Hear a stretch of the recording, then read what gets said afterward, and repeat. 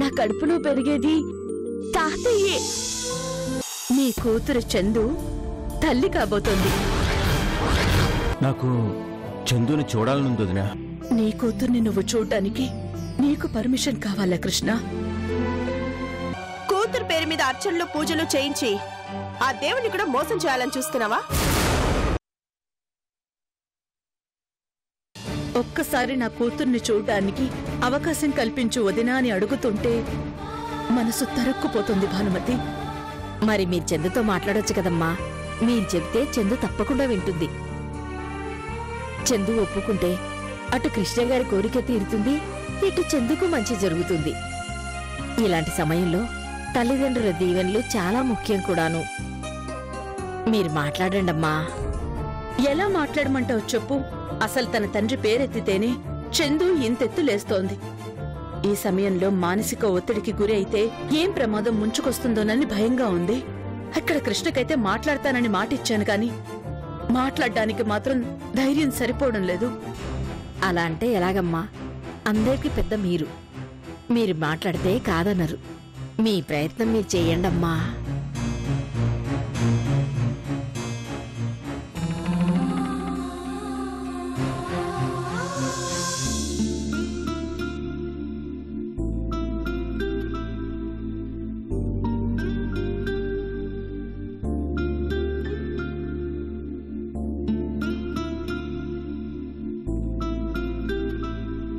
నీ కూతురు చందు తల్లి కాబోతోంది.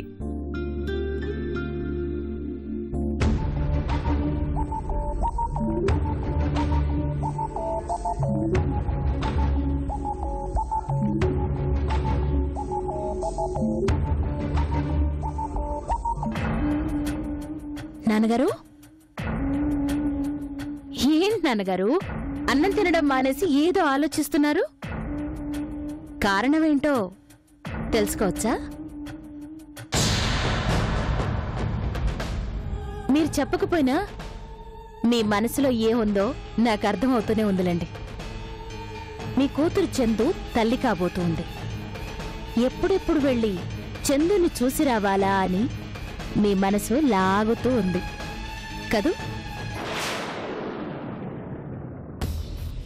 ఎంతైనా కన్నతండ్రివి కదా, ఆ మాత్రం ప్రేమ పాశం ఉంటాయి.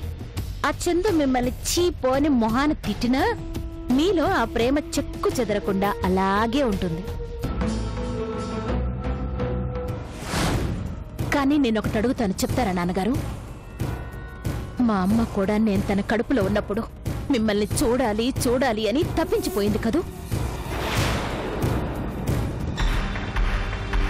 ఆ రోజు మీకొక్కసారైనా మా అమ్మని చూడాలి అని అనిపించలేదా? నా కృష్ణ నన్ను చూడ్డానికి రాలేదు, నా కర్మకి నన్ను వదిలేసి హాయిగా వెళ్ళిపోయాడు అంటూ మా అమ్మ కన్నీళ్లు పెట్టుకొని రోజు లేదట. ఆవిడ బాధంతా అక్షరాల్లో నిక్షిప్తమై కనిపిస్తుంది. కానీ మీకు మనసు రాలేదు కదా? మీ కూతురికొక న్యాయం, మీ భార్యకొక న్యాయమా? ఆ రోజు కూడా మీరిలాగే తిండి మానేసి కంచంలో మెతుకులు కెలుకుతూ కూర్చున్నారా? లేదుగా. అక్కడ మా అమ్మ జైల్లో ఎంత ఏడ్చినా నాకేం సంబంధం లేదు అని కడుపు నిండా తిన్నారుగా. మరి ఈ రోజు ఎందుకు ఇంతలా బాధపడిపోతున్నారు చెప్పండి?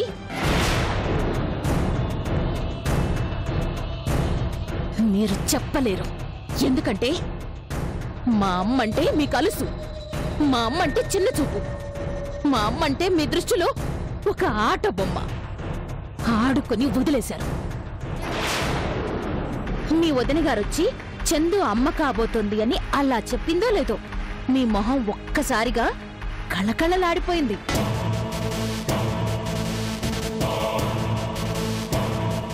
ఇదే ఆనందం ఆ రోజు మీ మొహంలో ఉండుంటే మా అమ్మ జీవితం అలా అయ్యేదే కాదు.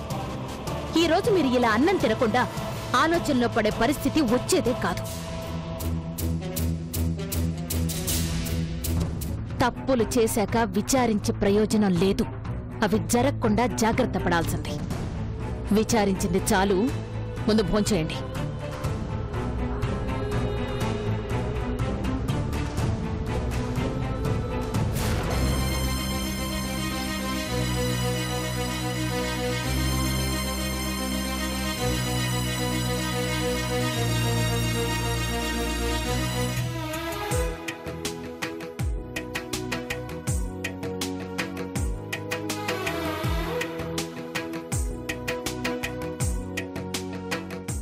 చందు చందు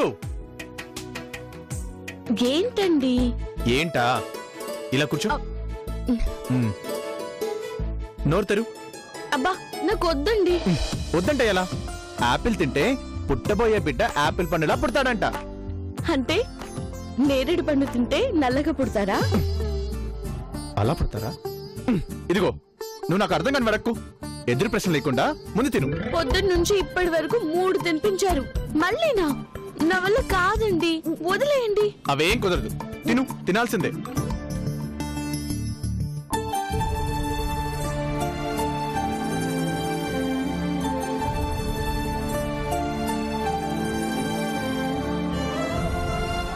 ఇది కూడా తిను.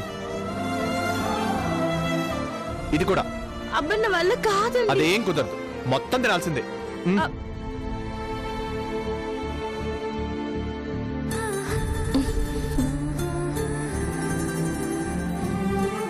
పెద్దమ్మా రండి. రా పెద్దమ్మా. చందు మీరు మాట్లాడుతూ ఉండండి. మిమ్మల్ని చూస్తుంటే చాలా సంతోషంగా ఉందమ్మా. ఇదే మీ నాన్న చూసుంటే ఇంకా సంతోషించేవాడు కదా. పెద్దమ్మా దయచేసి ఆయన విషయం నా దగ్గర ఎత్తొద్దు. అలా అంటే ఎలాగమ్మా? ఎన్ని గొడవలున్నా ఆయన మీ నాన్న. నాన్న కాబట్టి ఇంతవరకు కనీసం చూడ్డానికైనా రాలేదు. తను రావాలని అనుకుంటున్నాడు చందు, కానీ నువ్వు రాణిస్తావో లేదోనని భయపడుతున్నాడు. నా కూతుర్ని చూసే అవకాశం కల్పించు వదినా అని నన్ను బ్రతిమాలాడమ్మా. భయం దేనికి పెద్దమ్మా? తప్పు చేసిన వాళ్ళే కదా భయపడాలి. ఆయన గారు తప్పు చేశారు కాబట్టే భయపడుతున్నారు. సరేనమ్మా, జరిగిందేదో జరిగిపోయింది. మీ నాన్న నిన్ను చూడాలి అని తాపత్రయపడుతున్నాడు. ఒక్క అవకాశం కల్పించు. అవసరం లేదు పెద్దమ్మా, నన్ను చూడాల్సిన అవసరం లేదు. అదేంటమ్మా, ఇప్పుడే కదా మీ నాన్న రాలేదని బాధపడ్డావు. నేను బాధపడలేదు, ఆయన గారి మనస్తత్వం తెలియజేశాను అంతే. ఇప్పుడు నేను అడిగేకొస్తాడా? ఏం అవసరం లేదు. నిజంగా ప్రేమ ఉండుంటే నేను తిట్టినా అరిచినా ఏం చేసినా రావాలి. అలా రాలేదు కాబట్టి అవసరం లేదు. అది కాదు చందు. ప్లీజ్ పెద్దమ్మా, దయచేసి ఈ విషయంలో మాత్రం నన్ను ఇబ్బంది పెట్టొద్దు. మీ నాన్న ప్రాధేయపడితే నిన్ను ఒప్పించగలననే ధైర్యంతో సరేనన్నానమ్మా. కానీ నాకు ఆ అవకాశం లేదు అని తెలిసిపోయింది. నీ ఇష్టం.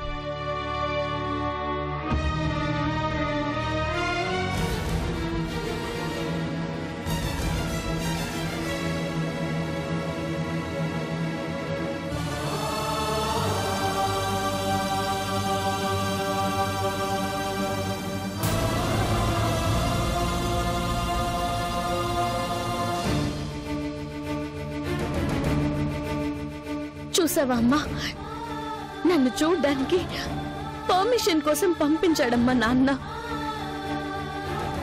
నిజంగా ఆయనకి ప్రేమ ఉందా? ఉంటే అందరూ వచ్చినా ఆయన ఎందుకు రాలేదు? ఇంతకు ముందుండే నాన్న అయితే ఇలా ఆలోచించేవారా? మారిపోయారమ్మా, పూర్తిగా మారిపోయారు.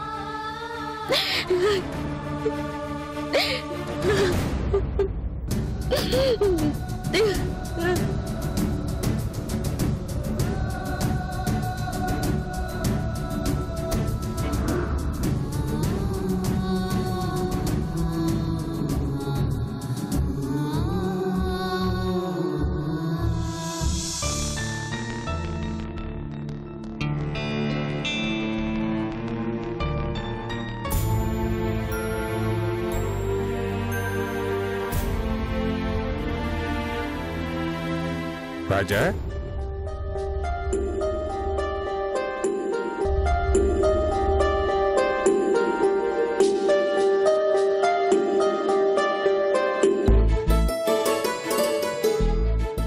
ఏమైంది రాజా? తండ్రి కాబోయేవాడు సంతోషంగా ఉండాలి కానీ ఇలా డల్గా ఉంటే ఎలా? ఈ సమయంలో నువ్వు సంతోషంగా ఉంటూ అమ్మాయిని కూడా సంతోషపెట్టాలి. చందుకేం కావాలో అడిగి మరీ తెలుసుకుని అన్నీ తెచ్చేవాలి. సంతోషంగా ఉంచాలనే నా ప్రయత్నం మూర్తి గారు.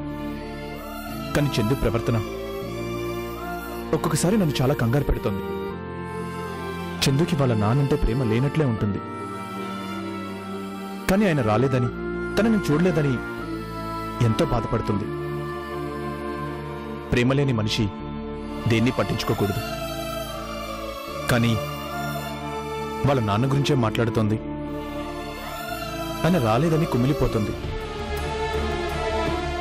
అసలు చందు ప్రవర్తన చాలా విచిత్రంగా అనిపిస్తుంది మూర్తి గారు.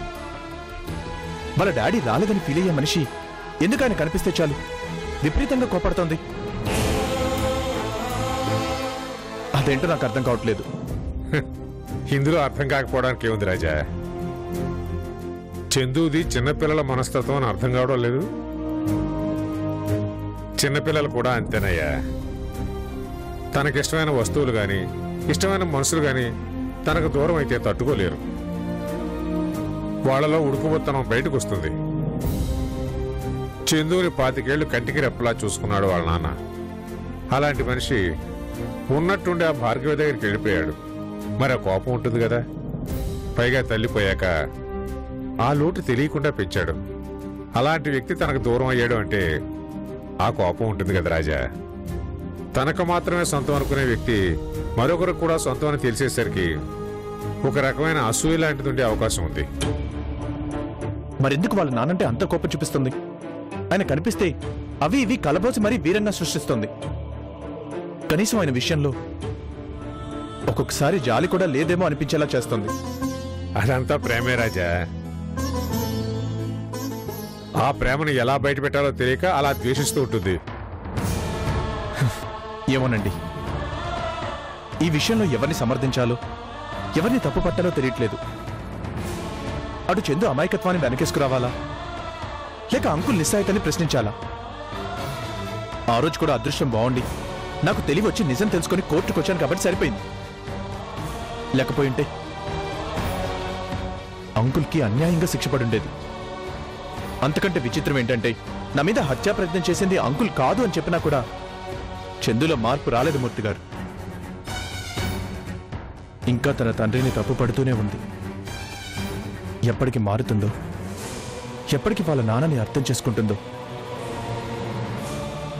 ఏమీ అర్థం కావట్లేదు మూర్తి గారు.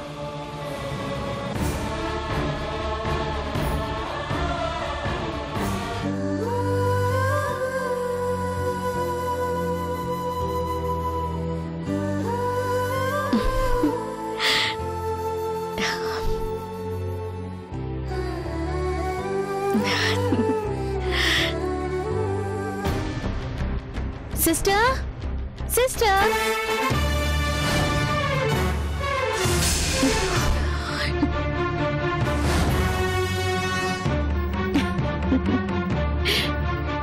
నువ్వా? మళ్ళీ ఎందుకు వచ్చావు? ఈసారి నీకోసమే వచ్చాను సిస్టర్. కమాన్ తీసుకో.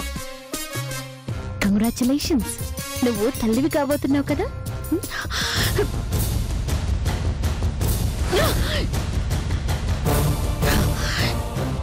అసలు నీకు సిగ్గు లేదా? మా ఇంటికి రావద్దు అని మొహం మీదే చెప్పాను కదా, అయినా ఎందుకు వచ్చావు? నీకొక్కసారి చెప్తే అర్థం కాదా? పైగా ఈ చెత్తంతా ఏంటి? తీసుకుపో. ఇది చెత్త కాదు సిస్టర్, ఇవి ఫ్రూట్స్. నెల తప్పావట కదా, ఎంతైనా సిస్టర్వి. మరి నీకు నెల తప్పితే నాకే కదా సంతోషం. ఆ సంతోషాన్ని షేర్ చేసుకోవాలని వచ్చాను. తీసుకో, ఇవి నీకోసమే. అవసరం లేదు. కడుపులో కుళ్ళు పెట్టుకుని వచ్చావు. అసలు నీకు మాకు పడదు కదా, ఎందుకొచ్చావు? ఇక నీకేం పని? పడదు అని నువ్వంటే సరిపోయిందా? అయినా ప్రతిదానికి నీకంత అనుమానం ఏంటి సిస్టర్? పోనీ నీ కళ్ళ ముందే ఆ ఫ్రూట్స్ నేను కొరికివనా? నీకు అనుమానం కదా, ఒక్క నిమిషం. నీ కళ్ళ ముందే నేను ఎంగిల్ చేస్తాను.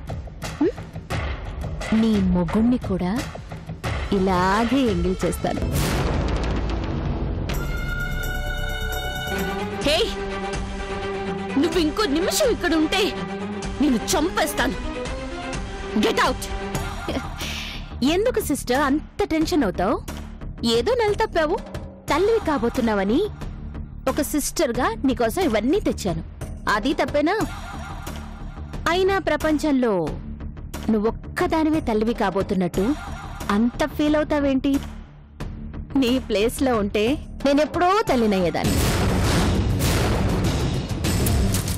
నువ్వే లేట్ అయ్యావు.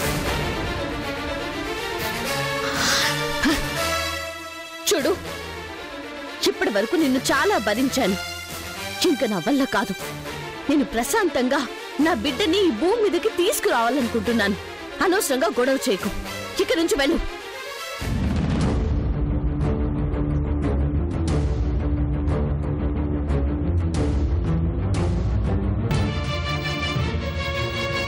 ఏమండి ఏమండి, చూడండి, ఇంటికొచ్చి ఎలా వాగుతుందో చూడండి.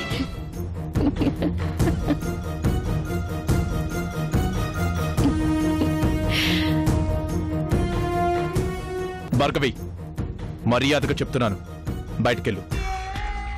వెళ్తాను బావా.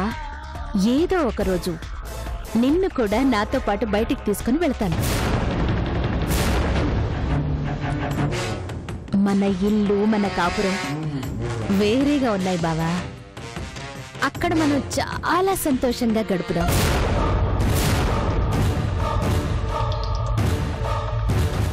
Shut up! ఆవేశపడకు బావా. నువ్వు సహకరిస్తే నేను ఇలాగే తల్లిని కావడం పెద్ద కష్టం కాదు కదా. చందు కంటే మంచి బిడ్డని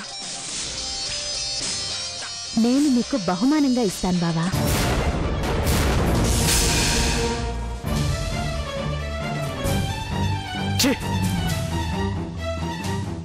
ఆ రోజు కోసం ఎదురు చూస్తూ ఉంటాను బావా.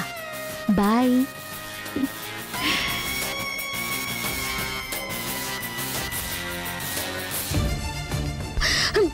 ఏమండి, చూసారా? అది ఎలా బాగుతుందో చూసారా? మిమ్మల్ని నాకు దూరం చేయడమే దానికి కావాలంట. చందు, ఎందుకు దాని మాటలు పట్టించుకుంటావు? అది ఎన్ని ఎత్తులు వేసినా ఏం చేసినా నేను మాత్రం నీకు దూరం కాను. అనవసరంగా నువ్వేం టెన్షన్ పడకు, సరేనా?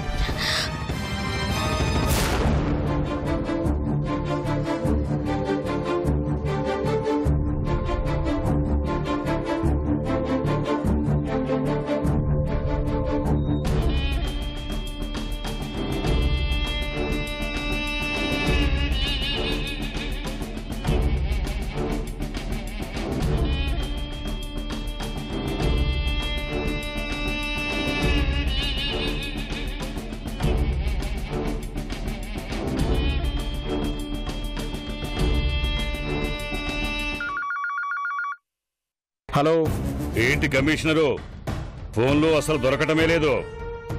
అప్పుడప్పుడు మాకు కూడా మాట్లాడే ఛాన్స్ ఇస్తూ ఉండాలా?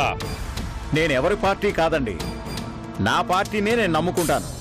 మరైతే ఫోన్ తీయటానికి ఏమైనాది? మీ గురించే లీగల్ అడ్వైజర్తో మాట్లాడుతున్నానండి. నా గురించా? నా గురించి లీగల్ అడ్వైజర్తో మాట్లాడేదేముంది? మీరు ఎలాగూ ప్రాజెక్ట్ గురించి ఫోన్ చేస్తారు, నా ప్రాజెక్ట్ ఏమైంది అని అడుగుతారు. అప్పుడు సమాధానం చెప్పాలి కదా. ఏమైనాది కమిషనరు? ఇక మీరు ఆ ప్రాజెక్టు గురించి మర్చిపోవడం మంచిది. ఏం కమిషనరు, ఏం మాట్లాడుతూ ఉండావు?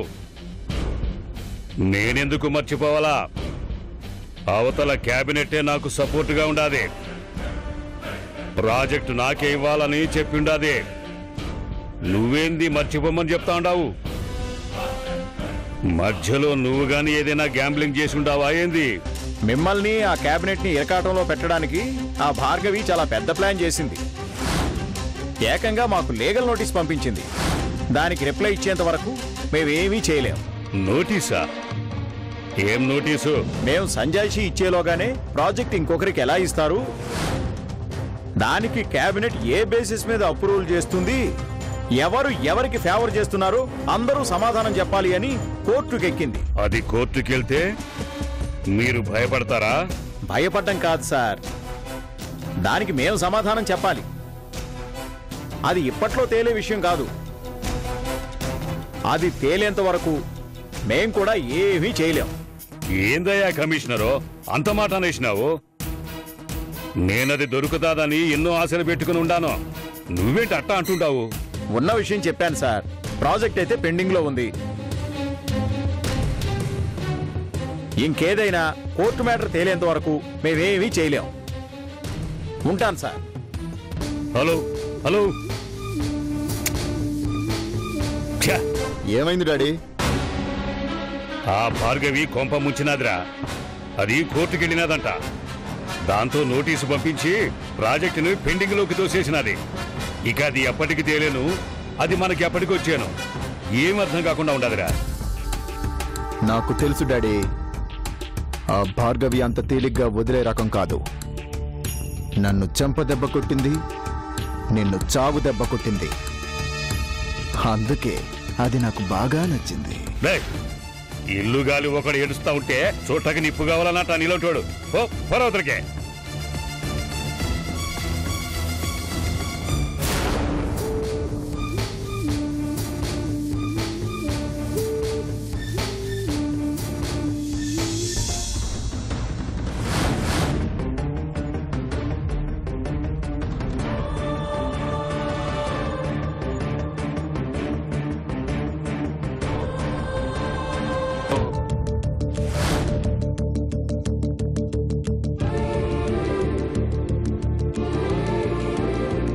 అంకుల్,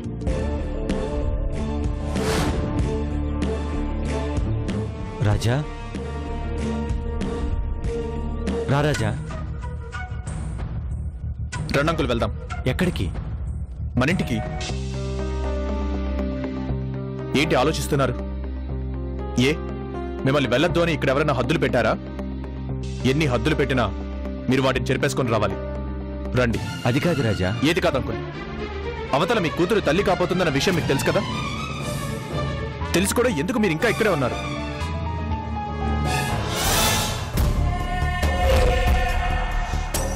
చందుని చూడటానికి అందరూ వచ్చారు, మీరు తప్ప.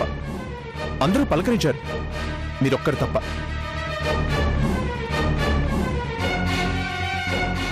అందరూ మీకంటే కొద్ది గొప్ప దూరపు వాళ్ళే. కానీ మీరు చందుకి కన్న తండ్రి. అలాంటి మీరెందుకు రాలేదు? అంటే వస్తే చందు ఏమన్నా అంటుందనా? తనంటే మాత్రం మీరెందుకు ఫీల్ అవ్వాలి?